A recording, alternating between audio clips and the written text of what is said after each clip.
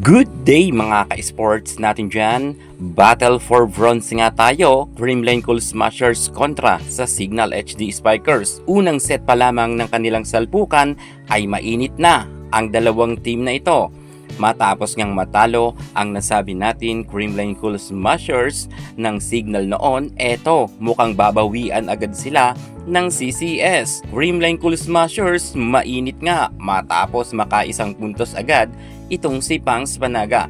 At pagkatapos ni Pangs Panaga, sinundan naman to ng service ace ni Kyle Negrito. At syempre, hindi rin dito nagpadaig ang ating Queen Gemma Galanza at Michelle Gumabaw. Sa unang set pa lamang kitang-kita natin na mukhang hirap na hirap ngayon ang Signal HD Spikers. Mukha talagang pinaghandaan ngayon ng CCS at ayaw ata nilang bigyan ng pagkakataon na matalo ang kanilang team. At tingnan naman natin ang ating Gemma Galanza, talagang maganda ang kanyang mga services kung kaya hindi rin masyado makaset ng maayos itong si Kayuna.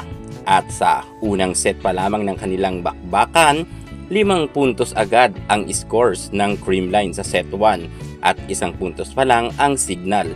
Mainit nga talaga ang CCS, mukhang nangangamoy bronze medal na ang ating Creamline Cool Smashers. Well, nagsisimula pa lang naman ang kanilang laban, kaya kaabang-abang talaga to dahil match na match ang magiging laban ng dalawang team na ito. Pero syempre, ang Creamline Cool Smashers ay hindi talaga nagpadaig.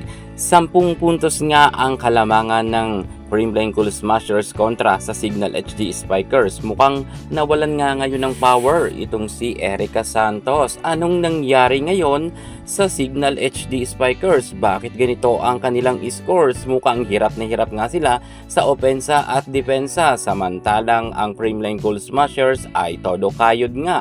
Kahit sabihin natin na 10 na ang kalamangan ng CCS sa second technical timeout ay hindi pa rin nagbabago ang galawan sa loob ng court ang mga star player ng Creamline.